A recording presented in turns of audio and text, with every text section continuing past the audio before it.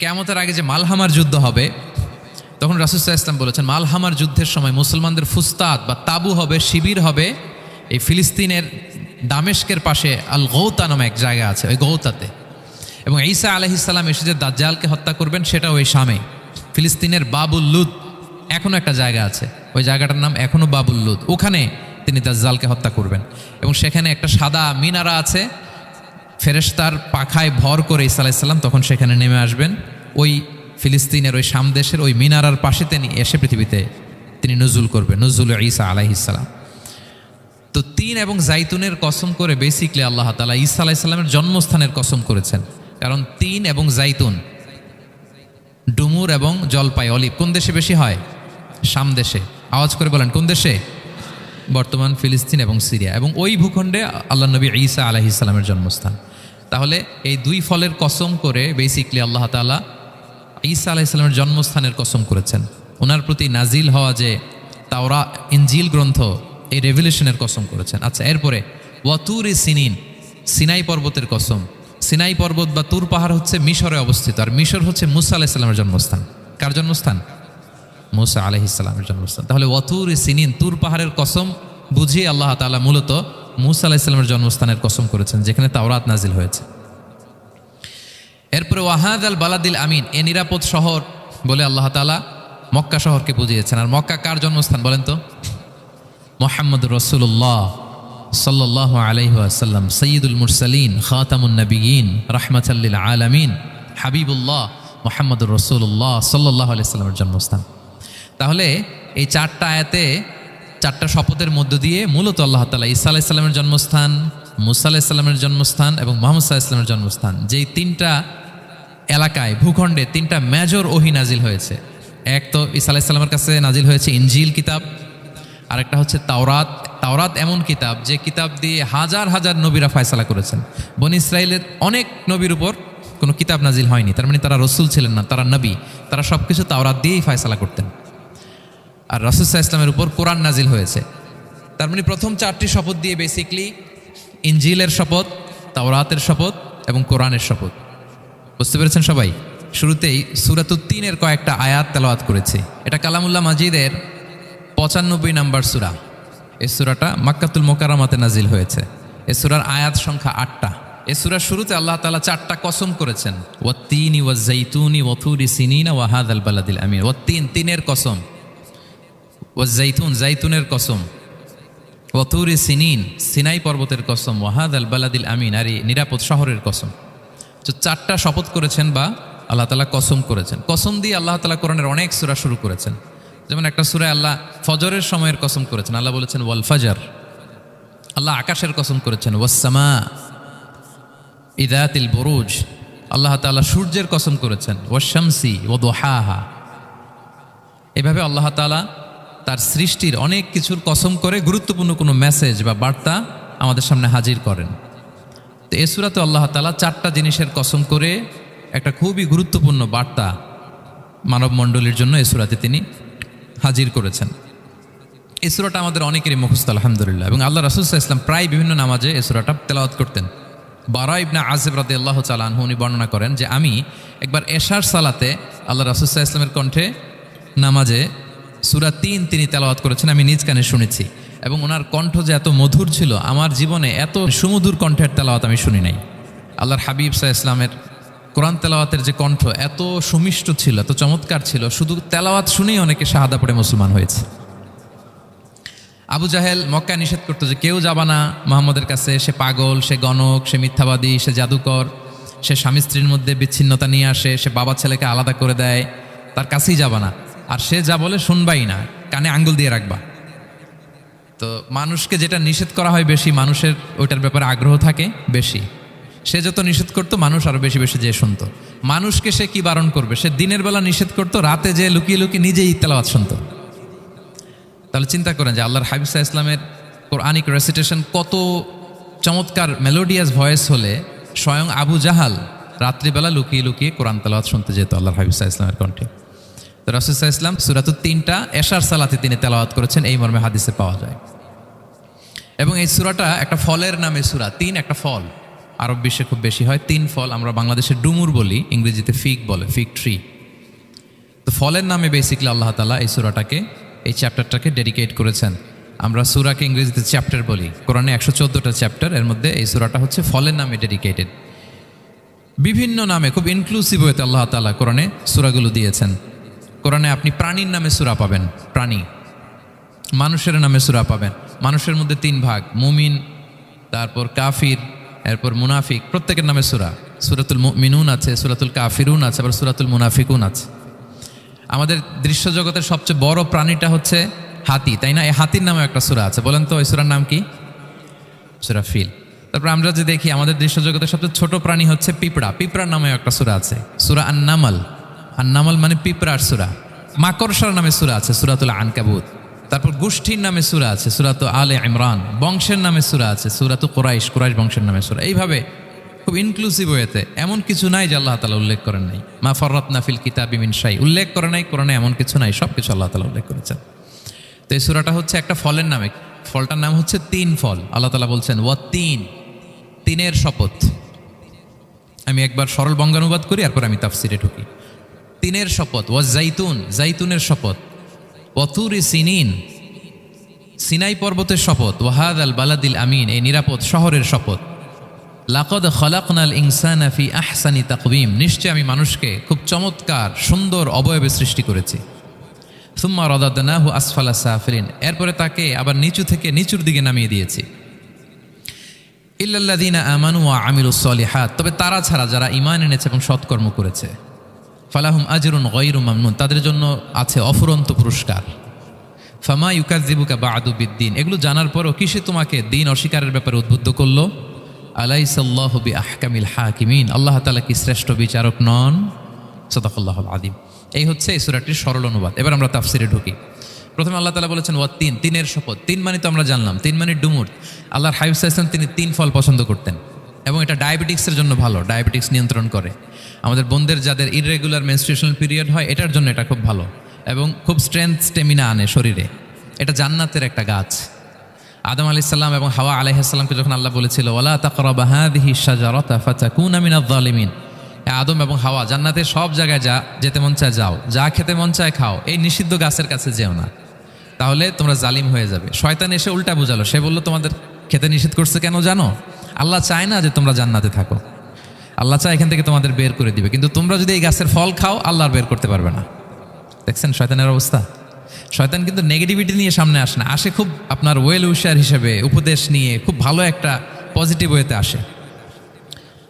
তো ওনারা খেয়ে ফেললেন এই নিষিদ্ধ গাছের ফল। খাওয়ার ফলে আদম আলাইহিস সালাম, হাওয়া আলাইহিস সালাম, ওনাদের গা থেকে জান্নাতের পোশাকগুলো ঝরে পড়ে গেল। এখন কি দিয়ে ওনারা ওনাদের প্রাইভেটকে ঢাকবেন? তখন ওনারা তাফসির ফি জিলালিল কোরআনে এসেছে যে ওনারা এই 3 গাছের পাতা নিয়ে নিজেদের প্রাইভেট ঢেকেছিলেন। সুবহানাল্লাহ। সেই 3 ফলের কসম আল্লাহ করলেন, ওয়াত-তিন, তিনের শপথ। এরপর আল্লাহ তাআলা বললেন ওয়াজ-জাইতুন, জাইতুনের শপথ। জাইতুন মানে হচ্ছে জলপাই। তো আল্লাহ তাআলা বললেন ওয়াজ-জাইতুন, জাইতুনের শপথ। জাইতুন মানে হচ্ছে জলপাই, ইংরেজিতে আমরা যেটাকে অলিভস বলি। তো আল্লাহ 3-এর কসম করলেন এবং অলিভের কসম করলেন। দুইটাই খুব উপকারী ফল এবং আল্লাহর হাবিব সাল্লাল্লাহু আলাইহি ওয়াসাল্লাম তিনি জলপাইও খুব পছন্দ করতেন। ওনার রেগুলার ফুড আইটেমের মধ্যে জলপাই ছিল, অলিভস ছিল। এটা পাহাড়ি এরিয়া, মরুভূমিতে হয় এবং রাসূল সাল্লাল্লাহু আলাইহি ওয়াসাল্লাম বলেছেন কুলু যাইত ওয়াদাহিনু ফাইন্নাহু মিন শাজারাতিন মুবারাকা, তোমরা অলিভ অয়েল এটা খেও এবং এটা গায়ে মালিশ করো, কেননা এটা বরকতময় একটা গাছের ফল, শাজারা মুবারাকা। এটা শরীরের ব্যাড কোলেস্টেরলকে কমিয়ে দেয়। দাড়িতে অ্যাপ্লাই করলে, চুলে অ্যাপ্লাই করলে সহজে পাকে না দাড়ি চুল, এবং স্কিনে অ্যাপ্লাই করলেও স্কিনের জন্য ভালো, স্কিনের জন্য বেশ ভালো। এটা যাদের সুযোগ হয় আপনারা দাড়িতে চুলে অ্যাপ্লাই করবেন, খাবেন। এটা খাওয়াও যায়। তাম্বুতু বিদ্দুহনি ওয়াসিবগিল লিল আখিলিন, কোরআনে এসেছে। এটা অয়েল হিসেবে ইউজ করে, আবার খাবার হিসেবেও ইউজ করা যায়। সালাদ ড্রেসিংয়ের ক্ষেত্রে কিন্তু অলিভ অয়েল আমরা ইউজ করি। ইদানিং পিজাতে খুব ইউজ করা হয় অলিভ, জলপাইটা। তো এটা আপনারা খেতে পারেন, এটা খুবই সুস্বাদু। এবং জলপাই গাছের মানে জাইতুন গাছের ডালের মেসোয়াক খুব ভালো হয়। আল্লাহর হাবিব সাল্লাল্লাহু আলাইহি ওয়াসাল্লাম জাইতুনের ডাল দিয়ে মেসোয়াক করতেন। তিনি বলতেন নি'মাস সিওয়াকিয়াজ জাইতুন, সবচেয়ে শ্রেষ্ঠ মেসোয়াক হচ্ছে জাইতুনের। মিনাশ শাজারাতিল মুবারাকা, কারণ এটা বরকতময় গাছের ডালা। এবং ফাইন্নাহু সিওয়াকি ওয়া সিওয়াকুল আম্বিয়া মিন ক্বাবলি, এই জাইতুনের ডাল দিয়ে আমিও যেমনি মেসওয়াক করি, আমার আগে যত নবী পৃথিবীতে এসেছে সবাই জাইতুনের ডাল দিয়ে মেসওয়াক করতো। আল্লাহ বলেন ওয়াতিনি ওয়াজ জাইতুন, তিনের শপথ আর জাইতুনের শপথ। এরপর আল্লাহ তাআলা বললেন ওয়াতুরি সিনিন, সিনাই পর্বতের শপথ। প্রথমে দুইটা ফলের শপথ করলেন, এবার একটা পাহাড়ের শপথ করতেছেন। আপনারা কি তুর পাহাড়ের নাম শুনেছেন? হ্যাঁ শুনেছেন। এই সিনাই পর্বত দ্বারা তুর পাহাড় উদ্দেশ্য। এটা মিশরের একটা পাহাড়, অনেক উঁচু, 2285 মিটার উঁচু। ওইটার নিচে আছে মুকাদ্দাসে তুয়া, যেখানে মুসা আলাইহিস সালামকে আল্লাহ তাআলা জুতা খুলতে বলেছিলেন, ফাখলা না আলাইকা ইন্নাকা বিল ওয়াদিল মুকাদ্দাসি তুয়া, হে মুসা তুমি পবিত্র উপত্যকায় এসেছো, জুতা খুলো। তো ওখানে সব ধর্মের লোকেরা যায়, সব ধর্মের লোকদের জন্য তীর্থস্থান, মুসলিম, জুইশ, খ্রিস্টিয়ান সবাই যায়। এটা সিনাই একটা এলাকা আছে মিশরের, north south Sinai, north Sinai, এটা সাউথ সিনাইতে অবস্থিত। তো নিচে একটা খ্রিস্টানদের প্রাচীন গির্জা আছে, সেন্ট ক্যাথেরিনা গির্জা। সেখান থেকে চলতে চলতে আপনাকে উপরে যেতে হবে, ফজরের পরে আবার চলে আসতে হবে, তা না হলে দুপুরবেলায় 10টা-11টার দিকে এমন সূর্যের প্রখর তাপ ওই পাথরের মধ্যে লাগে, ওখানে আর থাকা যায় না। একেবারে তুর পাহাড়ের উপরে সেখানে খ্রিস্টানদের জন্য ছোট্ট একটা সেনাগোগ আছে, তারা প্রার্থনা করে। খ্রিস্টানদের একটা চার্চ আছে, মুসলিমদের জন্য ছোট্ট একটা মুসল্লা আছে সুরাওয়ের মতো। আল্লাহ ওই সিনাই উপত্যকার কসম করেছেন, ওয়াতুরি সিনিন, সিনাই উপত্যকার কসম। এখানে আল্লাহ তাআলা মুসা আলাইহিস সালামকে তাওরাত দিয়েছিলেন, মেজর একটা আসমানি কিতাব দিয়েছিলেন, এবং সরাসরি মুসা আলাইহিস সালাম এই পাহাড়ের চূড়ায় বসে আল্লাহ তাআলার সাথে কথা বলতেন। ওয়াকাল্লামাল্লাহু মুসা তাকলিমা, উনি সরাসরি কথা বলতেন, এটা ওনার একটা স্পেশাল বৈশিষ্ট্য ছিল, ক্যারেক্টারিস্টিক্স। এবং আল্লাহ তাআলা নূরের তাজাল্লি দিয়ে এই পাহাড়কে একবার জ্বালিয়ে দিয়েছিলেন। আজও এই পাহাড়ের রংটা অনেকটা একটু লালচে, একটু কালোচে, একটু রেডিশ কালারের। এবং মুসা আলাইহিস সালাম এই নূরের তাজাল্লির ঝলকে তিনি বেহুশ হয়ে গিয়েছিলেন এই পাহাড়ের উপরে। ইয়াজুজ মাহাজুজ যখন কিয়ামতের আগে আগমন করবে, তখন মুসলমানদের সেন্টার হবে, ঈসা আলাইহিস সালাম মুসলমানদেরকে নিয়ে ওইখানে অবস্থান করবেন, এই তুর পাহাড়ের ওখানে।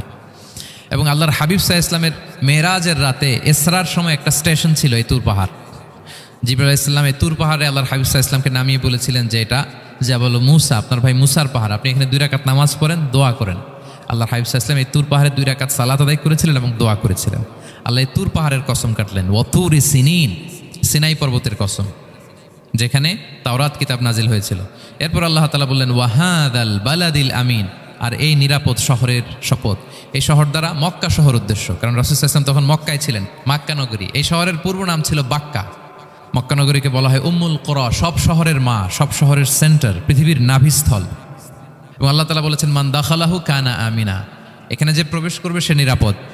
হেরেমের মধ্যে কিন্তু কাউকে আক্রমণ করা যায় না, কোনো খুনিও যদি ঢুকে যায় অ্যাটাক করা যাবে না। তো জাহেলি যুগে এমনটা ঘটতো, কারোর সাথে কারো শত্রুতা হলে, ধরেন যে একজন তার বাবাকে হত্যা করেছে, তো সে তাকে পেয়েছে, ওই লোক বাঁচার জন্য দৌড়াতে দৌড়াতে হেরেমের ভিতরে ঢুকে যেত, কারণ সে জানে যে হেরেমে ঢুকলে সে আমাকে মারবে না। তো পরে সে যখন হেরেম থেকে বেরোতো, আবার তার সাথে যুদ্ধ শুরু হতো। এবং এই শহরের এত মর্যাদার কারণ হচ্ছে সাইয়েদনা ইব্রাহিম আলাইহিস সালাম তিনি আল্লাহর কাছে দোয়া করেছিলেন যে রব্বি জাআল হাদা বালাদান আমিনা, হে আল্লাহ আপনি এই শহরকে নিরাপদ করেন, ওয়ারযুক আহলাহু মিনাস সামারাত, আর এই শহরের অধিবাসীদেরকে আপনি ফলমূল দিয়ে রিজিকের ব্যবস্থা করেন। এখনও দেখবেন যে সারা পৃথিবীতে যেই ফল নাই, মক্কাতে ওই ফল আছে। সারা পৃথিবী থেকে ফল ওখানে যায়, এবং মক্কার নেইবরিং সিটি তায়েফ, সেখানে অনেক ফল উৎপাদিত হয়, এখানে আসে। নিরাপদ শহর বালাদান আমিনা। এবং আল্লাহর হাবিব সাল্লাল্লাহু আলাইহি ওয়াসাল্লাম বলেছেন যে এই মক্কা শহর আমার সবচাইতে প্রিয় শহর। বাধ্য হয়ে তিনি যখন হিজরত করলেন মদিনায়, সেদিন বারবার তিনি মক্কার দিকে পেছনে ফিরে ফিরে তাকান, আর কেঁদে কেঁদে তিনি বলতেছিলেন যে মাক্কাতু আহাব্বুল বিলাদ ইলাইয়া, মক্কা আমার কাছে সবচেয়ে প্রিয় নগরী। লাউলা উখরিজতু লামা খারাজতু, আমাকে যদি জোর করে বের করে দেয়া না হতো আমি কোনোদিন মক্কা ছেড়ে অন্য কোথাও যেতাম না। আল্লাহর হাবিব সাল্লাল্লাহু আলাইহি ওয়াসাল্লামের সবচেয়ে প্রিয় শহর ছিল মক্কা, এবং এটা আল্লাহর হাবিব সাল্লাল্লাহু আলাইহি ওয়াসাল্লামের জন্মস্থান। মাকান মাউলিদির রাসূল, রাসূল সাল্লাল্লাহু আলাইহি ওয়াসাল্লামের বিলাদাত হয়েছে এই শহরে। এবং এই শহরকে আল্লাহ বলেছেন মাসাবাতান লিন্নাসি ওয়া আমনা, মানুষের মিলনস্থল, কেন্দ্রস্থল। সারা পৃথিবী থেকে মানুষ ওখানে যায়। আপনি যে রমাদানে যদি মক্কায় যান, আল্লাহু আকবার, লক্ষ লক্ষ উমরা পালনকারী সেখানে, ইউরোপ থেকে, আফ্রিকা থেকে, অস্ট্রেলিয়া থেকে, এশিয়া থেকে, সারা পৃথিবীর মানুষের মিলনস্থল। ওখানে গেলে আপনি দেখবেন মাসাবাতান লিন্নাসি ওয়া আমনা, নিরাপদ জায়গা এবং মানুষের মিলনস্থল এটা। এখানে এমন মসজিদ আল্লাহ রেখেছেন কাবা ঘরের চারদিকে, এটাকে বলা হয় মসজিদুল হারাম, যে মসজিদে 1 রাকাত সালাত পড়লে 1 লক্ষ রাকাতের সওয়াব হয়। আল্লাহর ঘরকে কেন্দ্র করে তাওয়াফের নির্দেশ দেওয়া হয়েছে, ওয়ালিয়া তাওয়াফু বিল বাইতিল আতিক। পৃথিবীর কোনো ঘরকে তাওয়াফ করা যায় না, কোনো ঘরকে, এই একটা মাত্র ঘর যেটাকে এর চারদিকে এরকম তাওয়াফ করা যায়। তাহলে এই পবিত্র ঘর, পবিত্র মসজিদ যেই শহরে অবস্থিত, সেই শহরের কসম আল্লাহ করেছেন। আল্লাহ বললেন ওয়াহাদাল বালাদিল আমিন, এই নিরাপদ শহরের কসম, মানে মক্কা শহরের কসম। আমরা আপাত দৃষ্টিতে আমাদের কাছে মনে হচ্ছে দুইটা ফলের কসম, একটা পাহাড়ের কসম, একটা নগরীর কসম। আসলে বেসিকলি আল্লাহ তাআলা এই চারটা শপথ দিয়ে 3 নবীর জন্মস্থান, 3 নবীর নবুয়তের কসম করেছেন। কিভাবে সেটা আমি মিলিয়ে দেই। এই যে প্রথমে যে আল্লাহ বলেছেন ওয়াত্তিনি ওয়া জাইতুন, 3 এবং জাইতুনের কসম। পৃথিবীতে সবচেয়ে বেশি 3 এবং জাইতুন কোথায় উৎপন্ন হয় জানেন? ফিলিস্তিনে। কোথায়? শাম দেশে, যেটা হাদিসের পরিভাষায় বলা হয় শাম, বর্তমান ফিলিস্তিন এবং সিরিয়া মিলে। 3 জাইতুন দিয়ে বেসিকলি আল্লাহ তাআলা ফিলিস্তিনের শপথ করেছেন, শাম দেশের শপথ, যেখানকার বেথলহামে ঈসা আলাইহিস সালাম, জেসাস ক্রাইস্ট, তিনি জন্মগ্রহণ করেছেন। ঈসা আলাইহিস সালামের জন্মস্থান। তাহলে 3 জাইতুনের শপথের মাধ্যমে মূলত আল্লাহ তাআলা ঈসা আলাইহিস সালামের জন্মস্থানের শপথ করেছেন, কারণ সেখান থেকে ওহী বিচ্ছুরিত হয়েছে, ওনার কাছে ইনজিল নাজিল হয়েছিল। এবং এই শামের মর্যাদার ব্যাপারে অনেক কথা আল্লাহর হাবিব সাল্লাল্লাহু আলাইহি ওয়াসাল্লাম তিনি বলেছেন। আল্লাহ রাসূল সাল্লাল্লাহু আলাইহি ওয়াসাল্লাম যখন মেরাজে যান, তখন মক্কা থেকে এই শাম দেশে ফিলিস্তিনের বাইতুল মাকদাস রাসূল সাল্লাল্লাহু আলাইহি ওয়াসাল্লামকে নিয়ে যাওয়া হয়েছিল। এবং রাসূল সাল্লাল্লাহু আলাইহি ওয়াসাল্লাম প্রায় বলতেন তুবা আলী শাম, শামের জন্য বরকত, কেননা ফেরেশতারা তাদের রহমতের পাখা শাম দেশের উপর বিছিয়ে রেখেছে। এবং তিনি বলতেন ফিতনার সময় আলাইকুম বিশাম, তোমরা শামে যেও, শামে থেকো। এবং তিনি দোয়া করেছেন আল্লাহুম্মা বারিক লানা ফি শামিনা, আল্লাহ তুমি আমার শাম অঞ্চলে আল্লাহ তুমি বরকত দিও। এবং হাদিসে এসেছে এই শামই হচ্ছে আরদুল মাহশার, এখানেই হাসর হবে। শাম অঞ্চলকে বিস্তীর্ণ করে এখানেই ময়দানুল মাহশার আল্লাহ তাআলা কায়েম করবেন, হাসরের ময়দান এখানেই হবে। এবং সেখানেই হচ্ছে সানিউল কিবলাতাইন, আমাদের আগের কেবলা কিন্তু বাইতুল মাকদাসের দিকে ছিল, যেটা শামে অবস্থিত ফিলিস্তিনে, বাইতুল মুকাদ্দাস, যেই মসজিদে নামাজ পড়লে 1 রাকাতে 500 রাকাতের সওয়াব। 3টা মসজিদে সালাত পড়লে স্পেশাল ভার্চুর কথা আছে, এর বাইরে আর অন্য মসজিদের বিশেষ কোনো ফজিলত নাই, বাকি সব মসজিদ সমান। এক হচ্ছে মসজিদুল হারাম, 1 রাকাতে 1 লক্ষ রাকাত। 2 নম্বর মসজিদে নববী, 1 রাকাতে 1000 রাকাতের সওয়াব, আর একটা দুর্বল বর্ণনায় 50,000 রাকাতের সওয়াব। 3 নম্বরে এই মসজিদুল আকসা, 1 রাকাতে 500 রাকাতের সওয়াব। এই 3 মসজিদেই যেন আমরা যে সালাত আদায় করতে পারি, আল্লাহ তুমি তৌফিক দান করো। 2 মসজিদে তো একেবারেই সহজ যাওয়া, মক্কা মদিনাতে। বাইতুল মাকদাসেও যেন আমরা যেতে পারি, আল্লাহ তুমি সেই পরিস্থিতি আমাদের জন্য তৈরি করে দাও। তো এই বাইতুল মাকদাসের দিকে রাসূল সাল্লাল্লাহু আলাইহি ওয়াসাল্লাম টানা 14 বছর নামাজ পড়েছেন। 14 বছর। প্রথম 13 বছর কোনো সমস্যা হয়নি মক্কায়, কারণ তখন কেবলা বাইতুল মুকাদ্দাস থাকলেও রাসূল সাল্লাল্লাহু আলাইহি ওয়াসাল্লাম সামনে রাখতেন কাবাকে, কেবলা বাইতুল মুকাদ্দাস, কিন্তু তিনি তো মক্কায় ছিলেন নবুয়তের প্রথম 13 বছর, সামনে কাবাকে রাখতেন, তারপরে টু দ্য ডাইরেকশন অফ বাইতুল মুকাদ্দাস। কিন্তু যখন মদিনায় গেলেন তখন তো আর কাবা নাই, তখন রাসূল সাল্লাল্লাহু আলাইহি ওয়াসাল্লাম কাবাকে মিস করতে আরম্ভ করলেন। আর প্রায় আল্লাহর কাছে কামনা করতেন, আমার বংশের গোড়া ইব্রাহিম আলাইহিস সালামের রুট যেখানে, আমার জন্মস্থান, সেই কাবার দিকে যদি আবার কেবলাটা ফিরিয়ে দেয়া হতো। কদ নারা তাকাল্লুবা ওয়াজহিকা ফিস সামা ফালানুওয়াল্লিয়ান্নাকা কিবলাতান তারদাহা। আল্লাহ আয়াত নাযিল করলেন, নবী আপনি আকাশের দিকে তাকিয়ে কি ভাবেন আমি বুঝি, আপনি চান কেবলার জন্য আমি মক্কার দিকে ঘুরিয়ে দেই। আল্লাহ তাআলা ঘুরিয়ে দিলেন। আল্লাহ বলেন ফাওয়াল্লি ওয়াজহাকা শাতরাল মসজিদিল হারাম, এখন থেকে মসজিদুল হারামের দিকে আপনি টু দ্য ডাইরেকশন অফ কেবলা নামাজ পড়বেন। কেবলা চেঞ্জ হয়ে গেল। তো মদিনায় যে 16-17 মাস, আর মক্কায় 13 বছর, মোট 14 বছর আল্লাহর হাবিব সাল্লাল্লাহু আলাইহি ওয়াসাল্লাম এই মসজিদুল আকসার দিকেই হয়েই তিনি নামাজ পড়েছেন। এটা আমাদের আগের কেবলা ছিল। এবং শেষে কিয়ামতের আগে যে মালহামার যুদ্ধ হবে, তখন রাসূল সাল্লাল্লাহু আলাইহি ওয়াসাল্লাম বলেছেন মালহামার যুদ্ধের সময় মুসলমানদের ফুস্তাদ বা তাবু হবে, শিবির হবে এই ফিলিস্তিনের দামেস্কের পাশে আল গৌতা নামে এক জায়গা আছে, ওই গৌতাতে। এবং ঈসা আলাইহিস সালাম এসে যে দাজ্জালকে হত্যা করবেন, সেটাও ওই শামে, ফিলিস্তিনের বাবুল লুদ এখনো একটা জায়গা আছে, ওই জায়গাটার নাম এখনো বাবুল লুদ, ওখানে তিনি দাজ্জালকে হত্যা করবেন। এবং সেখানে একটা সাদা মিনারা আছে, ফেরেশতার পাখায় ভর করে ঈসা আলাইহিস সালাম তখন সেখানে নেমে আসবেন। ওই ফিলিস্তিনের ওই শাম দেশের ওই মিনারার পাশে তিনি এসে পৃথিবীতে তিনি নুজুল করবেন, নুজুল ঈসা আলাইহিস সালাম।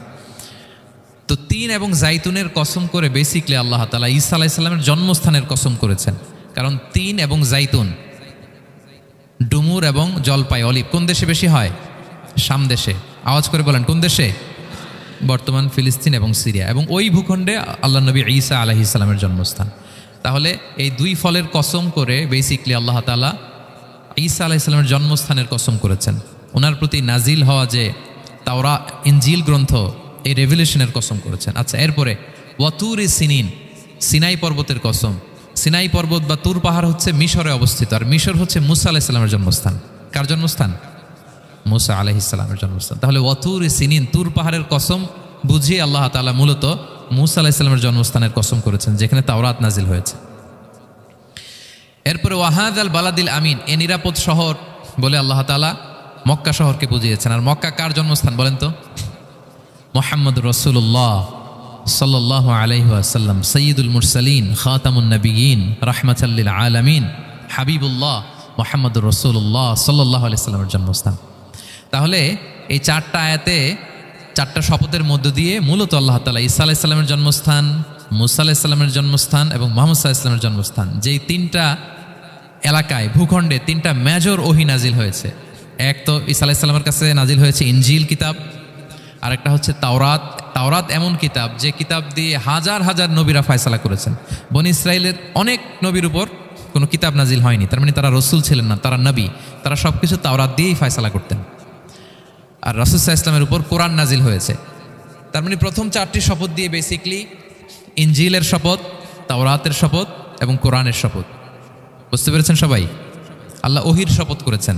দেখেন, ফল, পাহাড়, নগরী মাড়িয়ে সারা পৃথিবী ঘুরিয়ে আপনাদেরকে শেষ পর্যন্ত ইনজিল, তাওরাত এবং কোরআনে নিয়ে আসছেন, আমার সাথে আসছেন। হ্যাঁ, এই রেভেলেশনের শপথ আল্লাহ করেছেন। তাহলে ওয়াত্তিনি ওয়াজ্জাইতুনি ওয়াতুরি সিনিনা ওয়াহাদাল বালাদিল আমিন, এই চার আয়াতে চারটা শপথের মধ্য দিয়ে মূলত আল্লাহ তাআলা আসমান থেকে নাজিল হওয়া যে ওহী, এই ওহীর শপথ অথবা ওহী যেই ভূখণ্ডে নাজিল হয়েছে সেই ভূখণ্ডগুলোর শপথ করে আল্লাহ একটা গুরুত্বপূর্ণ কথা বলবেন। সেটা কি? আল্লাহ তাআলা বললেন, লাকাদ খালাকনাল ইনসানা ফি আহসানি তাকওয়িম, আর আমি মানুষকে অত্যন্ত চমৎকার অবয়বে সৃষ্টি করেছি, চমৎকার গঠনে, চমৎকার স্ট্রাকচারের ডিজাইনে সৃষ্টি করেছি। মানুষের দৈহিক অবকাঠামো গঠন এটা যেমনি চমৎকার, মানুষের ইন্টেলেকচুয়াল কাঠামো এটা চমৎকার, মানুষের আচরণগত যে বিহেভিয়ারাল ট্রেটস, ক্যারেক্টারিস্টিক্স এটাও চমৎকার। প্রত্যেক দিক থেকে আল্লাহ তাআলা নান্দনিকভাবে মানুষকে তিনি তৈরি করেছে। আমরা যদি দেহের কথা বলি, হিউম্যান অ্যানাটমি নিয়ে যাদের ধারণা আছে, আপনি শুনলে অবাক হবেন এত জটিলভাবে আমাদের দেহটা ফাংশন করে। ঠিক যেই মুহূর্তে আমি কথা বলতেছি আমার ব্রেইন সচল, আমার নার্ভ সিস্টেম সচল, হেয়ারিং সিস্টেম, স্মেলিং সিস্টেম, আমার এই যে হার্ট সচল, সিস্টোলিক ডায়াস্টোলিক অলিন্দ নিলয় হচ্ছে, আমার লাং কাজ করতেছে, কিডনি ইজ ওয়ার্কিং পারফেক্টলি, সব কিছু কাজ করতেছে। এত সূক্ষ্মভাবে আমাদের দেহটা কাজ করে, এটাকে ইংরেজিতে বলে মরফোলজি, আকৃতি সংক্রান্ত যে বিদ্যা, এটা নিয়ে যদি আপনি দেখেন যে মানুষের হাত কিভাবে কাজ করে, মানুষের পা কিভাবে কাজ করে, মানুষের হিউম্যান ব্রেইন কিভাবে কাজ করে, আপনি অবাক হবেন। এবং আল্লাহর যে সেট আপ, লাকাদ খালাকনাল ইনসানা ফি আহসানি তাকওয়িম, নিশ্চয় আমি মানব জাতিকে চমৎকার অবয়বে তৈরি করেছি। আপনি যদি অবয়বটা দেখেন, আমাদের স্ট্রাকচার এর চেয়ে সুন্দর করে আর তৈরি করা যেত না, এর চেয়ে সুন্দর আর হতে পারে না। যেখানে যা দেয়ার, মাথার চুল থেকে পায়ের নখ পর্যন্ত, আপনি একটা ডিজাইনে, স্ট্রাকচারে, সেট আপে আপনি ভুল ধরতে পারবেন না। যেখানে যেটা দরকার, আপনি একটু খেয়াল করে দেখেন যে এই যে আমাদের চোখ, চিকিৎসা বিজ্ঞান বলতেছে যে মানুষ 10 মিলিয়নেরও বেশি রং শনাক্ত করতে পারে। Human eyes can identify more than 10 million colours. 10 মিলিয়নেরও বেশি রং আমরা আমাদের চোখ দিয়ে শনাক্ত করতে পারি। সুবহানাল্লাহ, সুবহানাল্লাহ বিহামদি। আচ্ছা, চোখের সেট আপটা একটু যদি খেয়াল করেন, দেখেন আমার এই চোখ এখানে না থেকে এটা যদি জাস্ট 2 ইঞ্চি উপরে এখানে হইতো, এইটা যদি কপালে যদি আমাদের চোখ হইতো, কি অবস্থা হইতো বলেন তো? সিজদা দিতে পারতেন আল্লাহকে? বলেন, দিতে পারতেন? আচ্ছা, আমরা কিছু খাওয়ার সময় আমরা কি করি? ওইটা ভালো আছে কিনা, পচে গেল কিনা, স্মেলটা আগে দেখি, তারপরে খাই। দেখেন কত চমৎকার সেট আপ। একটু খেয়াল করেন, এই নাকের সেট আপ যদি এইখানে না থাকে, আমাদের নাক যদি পেছনে থাকতো, খাওয়ার সময় খাবারটা বাসি কিনা, ভালো আছে কিনা কি করতেন? লাকাদ খালাকনাল ইনসানা ফি আহসানি তাকওয়িম। আচ্ছা দেখেন, এই যে আমরা কান দিয়ে শুনি, এই যে কান পেঁচানো, মনে করেন না যে এমনি এমনি পেঁচানো, এই পেঁচানো, এটা এই পথ না থাকলে আমরা শুনতেই পেতাম না। এটা এমনভাবে সেট আপ করা, এটা এই ইথারে ভাষা তরঙ্গকে এয়ার ড্রামের ভেতরে সুন্দরভাবে ইনপুট করে, নাহলে আমরা শুনতে পেতাম না। আপনার এই কান কেটে ফেলে দিলে আপনি শুনতে পারবেন না। এটা এইভাবেই যেতে হবে, সুরঙ্গটা এইভাবে তৈরি হইতে হবে। আচ্ছা দেখেন, আপনার কান, এই কান যদি এইখানে না থেকে আপনার ডান বগলের নিচে হইতো, বাম কান যদি বাম বগলের নিচে হইতো, তাহলে কি হইতো বলেন? আজকে আমার ওয়াজ কিভাবে শুনতেন বলেন দেখি? কিভাবে শুনতেন? বুদ্ধি আছে বলে যে হুজুর এইভাবে শুনতাম।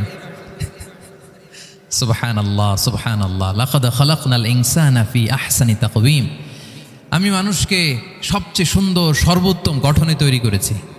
দেখেন, কান দুইটা ওইখানে থাকলে কথা শুনতে হইলে হাত উঁচু করে রাখা লাগতো। আল্লাহ, আপনি একটা একটা অঙ্গ দেখেন, ঠিক যেখানে যেটা যেভাবে সেট করা দরকার, আল্লাহ তাআলা দয়া করে অনুগ্রহ করে ঠিক সেভাবে তিনি সেট করেছেন। আমাদের চেহারার মধ্যে দেখেন এক একজনের এক এক রং, ওয়াখতিলাফু আলসিনাতিকুম ওয়া আলওয়ানিকুম ইন্না ফি যালিকা লাআয়াতুন লিল আলিমিন। আল্লাহ বলেন তোমাদের ভাষার ভিন্নতা দিয়েছি, তোমাদের গায়ের রঙের ভিন্নতা, একজনের চেহারার সাথে আরেকজনের মিল নাই, একজনের ফিঙ্গারপ্রিন্টের সাথে। আয়াহসাবুল ইনসানু আল্লান নাজমাআ ইযামা বালা কাদিরিনা আলা আন নুসাউইয়া বানানা। মানুষ ভেবেছে সে মারা গেলে তাকে আমি তার অস্থি মজ্জা হাড় গোশত চামড়া জোড়া লাগাতে পারবো না। আরে তার আঙ্গুলির অগ্রভাগ পর্যন্ত আমি সুবিন্যস্ত করে আমার কাছে রেখে দিয়েছি ফিঙ্গারপ্রিন্ট। আমাদের ফিঙ্গারপ্রিন্টগুলো আল্লাহর কাছে সংরক্ষিত, একজনের ফিঙ্গারপ্রিন্টের সাথে আরেকজনেরটা মেলে না।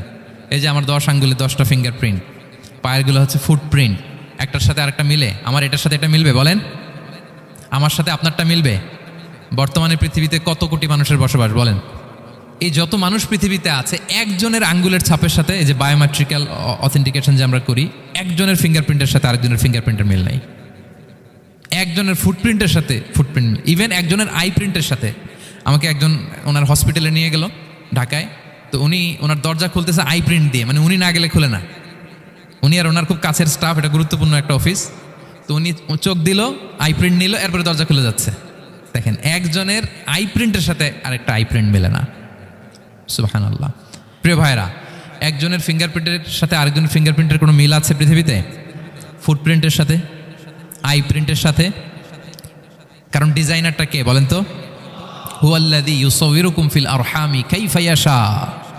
মায়ের পেটে থাকতেই আল্লাহ তাআলা এগুলো ডিজাইন করে দিয়েছেন। আমি কেমন হব, আমার বৈশিষ্ট্য কেমন কেমন হবে, এই যে আমি যে আমার বাবা দাদা 14 পুরুষের ডিএনএ বয়ে বেড়াই, এগুলো সব নিয়ে আমার বৈশিষ্ট্য, আমার কণ্ঠস্বর, আমার ক্যারেক্টারিস্টিক্স, আমার ফিচার কেমন হবে, সব তিনি আল্লাহ তাআলা মায়ের পেটে থাকতেই ডিজাইন করে দিয়েছেন। সুবহানাল্লাহ। আল্লাহ বলছেন লাকাদ খালাকনাল ইনসানা ফি আহসানি তাকওয়িম। প্রিয় ভাইরা, কসম করার পরে আল্লাহ যে কথাটা বলেন এটা অনেক গুরুত্বপূর্ণ, খুবই গুরুত্বপূর্ণ বার্তা। আল্লাহ চারটা কসম করে তিনটা নবীর জন্মস্থানের শপথ করে তিনি বললেন লাকাদ খালাকনাল ইনসানা ফি আহসানি তাকওয়িম। নিশ্চয় আমি অত্যন্ত চমৎকার আকৃতিতে মানুষকে তৈরি করেছি। মানুষের গঠন এরকম, মাথা থেকে পা পর্যন্ত। আমি তো দু একটার কথা বললাম, চোখ, নাক, কান। আপনি একটা একটা করে যদি ধরেন, আমাদের হেয়ারিং সিস্টেম কীভাবে কাজ করে, হেয়ারিং নার্ভ কীভাবে কাজ করে, আমাদের সেন্সেশন কীভাবে কাজ করে, আমাদের ব্রেন কীভাবে কাজ করে। আমাদের এক একজনের ব্রেন 1.5 কেজি ওজন, 3 পাউন্ডের মতো একটা সুস্থ মানুষের অ্যাভারেজ ব্রেনের ওজন। এই ব্রেনের মেমোরি হচ্ছে 2.5 মিলিয়ন গিগাবাইট। আপনার মোবাইলে স্পেস কত বলেন, মেমোরি কত? হ্যাঁ, 512 জিবি। আর আমার আর আপনার ব্রেইনের যে মেমোরি, এই মেমোরি হচ্ছে 2.5 মিলিয়ন গিগাবাইটস। আল্লাহ, এই যে প্রতি মুহূর্তে আমাদের নিউরন কানেক্টিভিটি হচ্ছে, ব্রেনের স্নায়ুগুলোর যত কানেক্টিভিটি হয়, যত আমরা চিন্তা করে ব্রেনকে খাটাই, নতুন নতুন জিনিস আমরা তৈরি করতে পারি। এবং এমনভাবে আল্লাহ তাআলা এমন সফিস্টিকেটেড ব্রেইন আল্লাহ মানুষকে দিয়েছে, মানুষ পারে না এমন কিছু নাই। মানুষ যা কল্পনা করতে পারে মানুষ তা করে দেখাতে পারে। এজন্য আমাদের কল্পনার জানালাটাকে বড় করতে হবে। আই রিপিট, মানুষ যা কল্পনা করতে পারে, ইমাজিন করতে পারে, সেটা মানুষ করে দেখাতে পারে। ওই ক্যাপাসিটি দিয়ে আল্লাহ তাআলা মানুষকে তৈরি করেছেন। সুবহানাল্লাহ, সুবহানাল্লাহ। লাকাদ খালাকনাল ইনসানা ফি আহসানি তাকওয়িম। এই ব্রেনকে খাটিয়ে মানুষের কত ইনভেনশন, কত ডিসকভারি, মানুষ সভ্যতার পর সভ্যতা বিনির্মাণ করেছে। চোখ ধাঁধানো মানুষের আবিষ্কার, তাক লাগিয়ে দিয়েছে গোটা বিশ্বে একটার পর একটা করে। আল্লাহ এমনভাবে মানুষকে তিনি তৈরি করেছেন। লাকাদ খালাকনাল ইনসানা ফি আহসানি তাকওয়িম। চমৎকার অবয়বে, তার দৈহিক অবয়ব যেমনি সুন্দর, তার বুদ্ধিগত, তার চিন্তাগত, তার ইন্টেলেক্ট, এটাও তেমন সুন্দর, এটাও তেমন চমৎকার। পৃথিবীর কোনো প্রাণীকে আল্লাহ তাআলা এরকম হিউম্যান ব্রেনের মতো এরকম সফিস্টিকেটেড ব্রেন দিয়ে, ইন্টেলেক্ট দিয়ে তৈরি করেনি। এজন্য সব প্রাণী থেকে মানুষ আলাদা। সব প্রাণী থেকে মানুষের চিন্তা, বিবেক, বুদ্ধি এগুলো আলাদা। তাহলে দেখেন, মানুষের শ্রেষ্ঠত্ব মূলত এগুলোর দ্বারা। মানুষ যদি তার চিন্তা, বিবেক, বুদ্ধি খাটায়, সে শ্রেষ্ঠ হয়ে যায়। আমি একটা কথা প্রায় বলি যে মানুষ যদি ভালো হয় সে ফেরেশতার চেয়েও ভালো, আর মানুষ যদি খারাপ হয় সে পশুর চেয়েও নিকৃষ্ট। আল্লাহ বলেন উলাইকা কাল আনআমি বাল হুম আদাল লাহুম কুলুবুল লা ইয়াফকাহুনা বিহা ওয়া লাহুম আ'য়ুনুল লা ইউবসিরুনা বিহা ওয়া লাহুম আযানুল লা ইয়াসমাউনা বিহা উলাইকা কাল আনআমি বাল হুম আদাল। তাদের হৃদয় আছে, ওটা দিয়ে অনুধাবন করে না সত্যকে। চোখ আছে, ওটা দিয়ে সে সত্যটা দেখে না। কান আছে, হকের কথা শুনে না। উলাইকা কাল আনআম, আল্লাহ বলেন তারা প্রাণীর মতো, চতুষ্পদ জন্তুর ন্যায়। শুধু অতটুকুই না, বাল হুম আদাল, তারা তার চেয়েও নিকৃষ্ট, তার চেয়েও নিকৃষ্ট। তাহলে মানুষ ভালো হলে সে ফেরেশতাকে ছাড়িয়ে যায়, আর মানুষ নিকৃষ্ট হলে সে পশুত্বকে হার মানায়। কথা বুঝতে পেরেছেন? মানে আমরা ভালো হলে সবচেয়ে ভালো, খারাপ হলে সবচেয়ে খারাপ। একটা পশু আর একটা পশুকে হত্যা করে কেটে 20 টুকরা করছে, এরকম কোনো নিউজে আসছে কোনো দিন? কিন্তু আশরাফুল মাখলুকাত মানুষ তার মতো রক্তে মাংসে গড়া আরেকটা মানুষকে নির্মমভাবে হত্যা করে কেটে 20 টুকরা করে বস্তাবন্দি করে ডোবার মধ্যে ফেলে রাখছে, এরকম নিউজ আছে না বলেন? আছে। মানুষ তার মতো একটা মানুষকে নির্মমভাবে হত্যা করে, এরকমও তো আছে যে কেরোসিন দিয়ে তার মতো আরেকটা মানুষকে সে জ্বালিয়ে দিয়েছে, আছে না নাই বলেন? গ্রামের পর গ্রাম জ্বালিয়ে দেয়, জনপদের পর জনপদ ধ্বংস করে দেয়, বোমা মেরে শহর উড়িয়ে দেয়। লিটল বয় মেরেছিল আমেরিকান সোলজাররা জাপানের হিরোশিমা শহরের উপর। আমি হিরোশিমা তো গত বছর ভিজিট করে আসলাম, আমি নিজে দেখে এসেছি যে এখানে বোমটা মেরেছে। মুহূর্তের মধ্যে পুরো শহর ভ্যানিশ, এমন রেডিয়েশন। তো যেই আমেরিকান পাইলট বোমা মারতেছে সেও মানুষ, সেও কি? আর যাদেরকে ধ্বংসের জন্য এই লিটল বয় মারলো হিরোশিমাতে আর ফ্যাটম্যান মারলো নাগাসাকিতে, এরাও কি? তাহলে দেখেন, মানুষ তার মতো আরেকটা মানুষকে এরকম মেরে টুকরো টুকরো কুচি কুচি করতে সে দ্বিধাবোধ করে না। আল্লাহ, মানুষ গণহত্যা চালায়, জেনোসাইড। এই যে আমাদের বাংলাদেশে তো কিছুদিন আগে হলো গণহত্যা, হেলিকপ্টার থেকে গুলি করে বাচ্চা মেরে ফেলতেছে। কার বাচ্চা? কার কলিজার টুকরা সন্তান? Don't care. জনগণের টাকায়, ট্যাক্সের টাকায় কেনা বুলেট, হেলিকপ্টার দিয়ে জনগণকে, ছাত্রদেরকে হত্যা করা হয়েছে। দেখেন, সেও মানুষ। যারা হত্যা করতেছে, গণহত্যা, জেনোসাইড চালিয়েছে, তারাও মানুষ। তাহলে মানুষ যদি খারাপ হয়, মানুষের চেয়ে খারাপ আর কেউ হয়? আর মানুষ ভালো হলে মানুষের চেয়ে ভালো কেউ হতে পারে? মানুষ এমন জায়গায় যেতে পারে যেখানে ফেরেশতারাও যেতে পারে না। জিবরাইল ইসলামের যাওয়ার সীমানা যেখানে শেষ, মুহাম্মদ সাল্লাল্লাহু আলাইহি ওয়াসাল্লামের ঊর্ধ্ব জগতের কাহিনী সেখান থেকে শুরু। আল্লাহু আকবার। তাহলে মানুষ ভালো হলে ফেরেশতাকে ছাড়ায়, মানুষ খারাপ হলে পশুত্বকে হার মানায়। So the decision is yours. রাস্তা দুইটা, আপনি কোন দিকে যাবেন? আপনি কি ডান দিকে জান্নাতের পথে যাবেন নাকি বাঁ দিকে জাহান্নামের পথে যাবেন? সিদ্ধান্ত আপনার। আল্লাহ তাআলা বললেন, লাকাদ খালাকনাল ইনসানা ফি আহসানি তাকওয়িম। আমি মানুষকে চমৎকার আকৃতিতে তৈরি করেছি। হাতের মেকানিজম কি, পায়ের মেকানিজম কি, আমার চেয়ে আপনারাও ভালো জানেন। এগুলো ঘন্টার পর ঘন্টা আপনি বলতে পারবেন যে কেমনভাবে আল্লাহ তাআলা তৈরি করেছেন। আল্লাহ বলেন, মানুষকে আমি অত্যন্ত চমৎকার আকৃতি দিয়ে তৈরি করেছি। তার সৃষ্টিগত কাঠামো, তার বুদ্ধিবৃত্তিক কাঠামো, তার চিন্তাগত কাঠামো, তার আচরণগত কাঠামো, তার নৈতিকতায় তাকে এমন উচ্চ মর্যাদার আসন আমি দিয়েছি, এটা যদি সে অ্যাচিভ করে, বিলং করে, তাহলে তার চেয়ে শ্রেষ্ঠ কেউ আর হতে পারে। কিন্তু আল্লাহর দেয়া এই ক্যাপাসিটিগুলো, এই নেয়ামাগুলো যদি সে অ্যাকসেপ্ট না করে, সে যদি পশুত্বের পথে হাঁটে, সে যদি শয়তানের দেখানো পথে হাঁটে, তাহলে সে এত নিচে যাবে, অন্য কেউ আর এত নিচে যেতে পারে না। মানুষ যত নিচে যেতে পারে, ফেরেশতারাও অত নিচে যেতে পারবে না, জিন জাতিও পারবে না, কোনো প্রাণীর পক্ষে যাওয়া সম্ভব না। তাহলে মানুষকে আল্লাহ তাআলা এমন সফিস্টিকেটেড ওয়েতে তৈরি করেছেন, চাইলে সে সবার উপরে যেতে পারে, আবার চাইলে আল্লাহর দেয়া নেয়ামতগুলোকে যদি সে ভিন্ন খাতে প্রবাহিত করে, সে সবচেয়ে নিকৃষ্ট হতে পারে।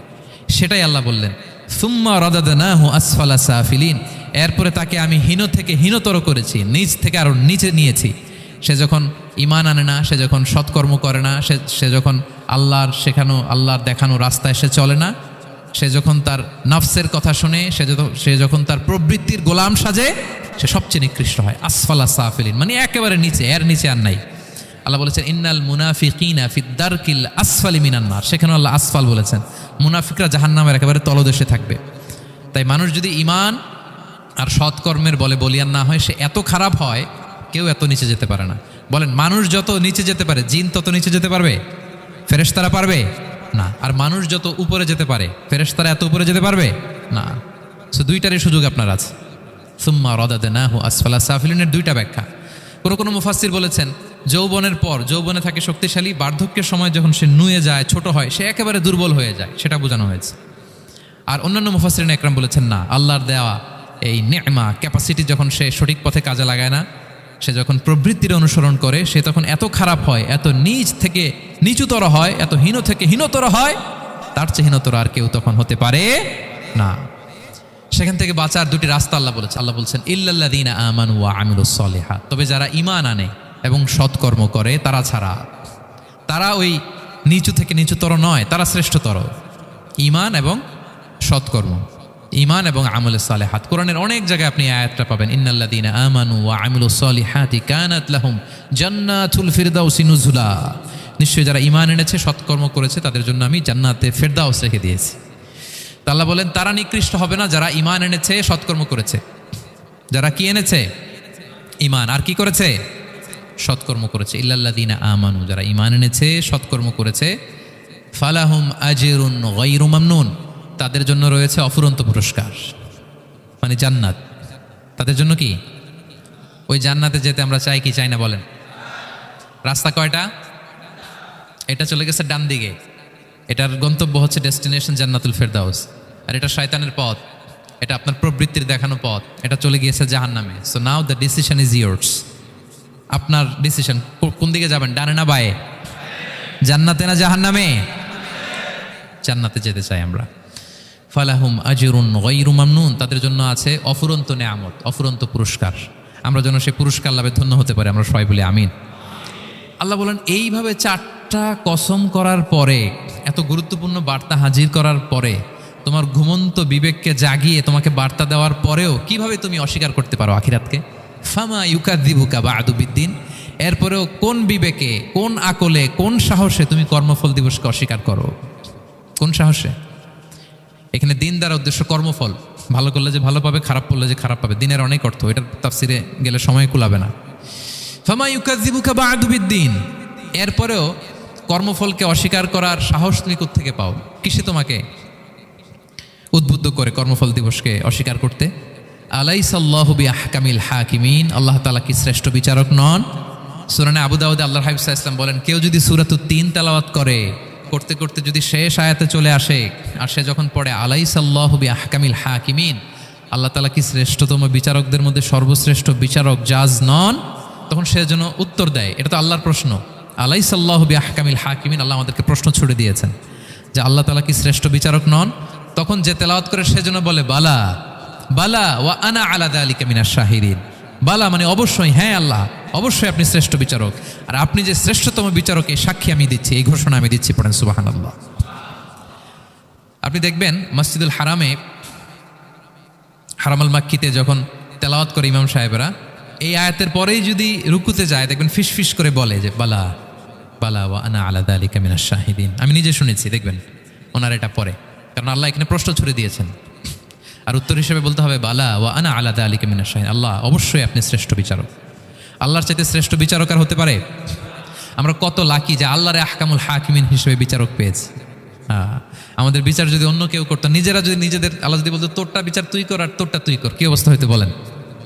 যার সাথে যার শত্রুতা আছে ওইখানে দেখাই দিত। কিন্তু আমরা বিচারক হিসেবে পেয়েছি কাকে? আল্লাহ কি পার্সিয়ালিটি করবে বিচারে? স্বজনপ্রীতি করবে? কারো উপর জুলুম করবে? কাউকে ঠকাবে? আল্লাহ বলেন ওয়ামা আনা বিযাল্লামিল লিল আবিদ, আমি কখনো আমার বান্দার উপর জুলুম করি না, জুলুম করি না। ওয়া নাদাউল মাওয়াজিনাল কিসতা লিয়াউমিল কিয়ামা, কিয়ামতের দিন আমি মিজান নামে এমন এক ন্যায় বিচারের মানদণ্ড স্থাপন করব, ফালা তুযলামু নাফসুন শাইআ, এক বিন্দু পরিমাণ কেউ মাজলুম হবে না, এক বিন্দু পরিমাণ কেউ মাজলুম হবে না। এজন্য দুনিয়াতে যদি বিচার না পান, আল্লাহর দরবার বিচারটা দিয়ে রাখেন, সেদিন বিচার হবে। আহকামুল হাকিমিন আপনারা ঠকাবে না।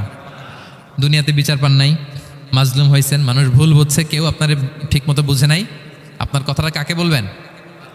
বিপদে পড়লে ক্রাইসিস মোমেন্টে কাকে শেয়ার দিবেন? না ফেসবুকে শেয়ার দিবেন? আমরা তো ফেসবুকে শেয়ার দিয়ে দিই এখন। ফেসবুকে শেয়ার দেওয়ার আগে, বন্ধুকে শেয়ার দেওয়ার আগে, স্ত্রীর কাছে শেয়ার করার আগে আমার সমস্যার কথা আগে শেয়ার করব কাকে? কারণ আলাইসাল্লাহু বি আহকামিল হাকিমিন, আল্লাহ বলছেন আমি কি শ্রেষ্ঠ বিচারক নই? বালা বালা ইয়া রব ওয়া আনা আলা যালিকা মিনাশ শাহিদিন, অবশ্যই আল্লাহ আপনি শ্রেষ্ঠ বিচারক। ক্লিয়ার হয়েছে না সবার কাছে? শপথ কয়টা ছিল? 4টা। মূলত নবুয়তের শপথ, তাই না? নবুয়ত আমাদের জন্য সবচাইতে বড় নেয়ামত। কারণ নবীরা যদি আমাদেরকে এই তথ্যগুলো না দিতেন, আমরা জান্নাত জাহান্নাম চিনতাম? ভাইরা বলেন তো, আখেরাত চিনতাম? এই যে আখেরাত হবে, পুলসিরাত হবে, day of judgement, day of accountability, আল্লাহর সুপ্রিম কোর্টের কাঠ গড়ায় পাই টু পাই হিসাব দিতে হবে, নবীরা না এসে বললে আমরা এত বুঝতাম না। নবীরা জান্নাত জাহান্নাম চিনিয়েছে, আল্লাহর বিশদ পরিচয় আমাদের সামনে তুলে ধরেছে, আখিরাতের পরিচয়, লাইফ আফটার ডেথ কিরকম হবে, সব কিছু আমাদের কাছে তুলে ধরেছে। সো নবুয়ত আল্লাহ তাআলার পক্ষ থেকে অনেক বড় নেয়ামত। 2 নম্বর নেয়ামত হচ্ছে আল্লাহ তাআলা আমাদেরকে যে ক্যাপাসিটি দিয়েছে, বুদ্ধিমত্তা, ইন্টেলেক্ট, বিচার বিশ্লেষণ, যেটা দিয়ে আমরা অন্যান্য সব প্রাণী থেকে আলাদা, এটাও আল্লাহর বড় নেয়ামত। এই নেয়ামতের শুকরিয়া যেন আমরা করি। এবং আমি যেটা বলেছি, মানুষ যেটা কল্পনা করতে পারে সেটা সে করেও দেখাতে পারে। সো আল্লাহ তাআলা যাকে যেই কোয়ালিটি দিয়েছে, ক্যাপাসিটি দিয়েছে, আমরা যেন এই নেয়ামতের শুকরিয়া করি। নেয়ামতের শুকরিয়া করলে এই নেয়ামত দেওয়ার ধারাবাহিকতা এটা বাড়িয়ে দেয় কে? লা ইন শাকারতুম লা আযীদান্নাকুম ওয়া লা ইন কাফারতুম ইন্না আযাবি লাশাদীদ। শুকরিয়া করলে নেয়ামত আরো বাড়িয়ে দেব। তাহলে প্রথম নেয়ামত ছিল নবুয়াত, প্রফেটহুড, প্রফেসি। এটা অনেক বড় নেয়ামত। এই রেভেলেশন এসে আমাদেরকে এনলাইটেন করেছে। তা না হলে আমাদের গডকে, গডের ফিচার কি, আখেরাত কি, জান্নাত কি, জাহান্নাম কি, the concept of punishment, concept of আখেরা, কিছুই আমরা ভালোভাবে বুঝতাম না। এটার শপথ আল্লাহ করেছেন। আল্লাহ আমাদেরকে নেয়ামত দিয়েছেন, ক্যাপাসিটি দিয়েছেন, সক্ষমতা দিয়েছেন, সবচাইতে সফিস্টিকেটেড ব্রেন দিয়ে তৈরি করেছেন। এটা একটা বড় নেয়ামত। এবং রাস্তা দেখিয়ে দিয়েছেন, হয় ডানে নয় বায়ে। এবং তিনি আশ্বাস দিয়েছেন যে তোমাদেরকে সঠিক ফায়সালার মাধ্যমে বিচার করা হবে সেদিন। তাই আমাদের বিপদে আপদে সবসময় আমরা যেন ফরিয়াদ করি এক মহান সত্তার কাছে। বলুন তো আওয়াজ করে, তিনি কে? আল্লাহর কাছে যেন আমরা ফরিয়াদ করি। আল্লাহ তাআলা আমাদের সবাইকে কথাগুলো বুঝা আর আমল করার তৌফিক দান করুক। হাযা মা ইনদি ওয়াল ইলমু ইনদাল্লাহি আলাইহি তাওয়াক্কালতু ওয়া ইলাইহি উনীব। সুবহানাকাল্লাহুম্মা ওয়া বিহামদিকা আশহাদু আল্লা ইলাহা ইল্লা আনতা আস্তাগফিরুকা ওয়া আতুবু ইলাইক।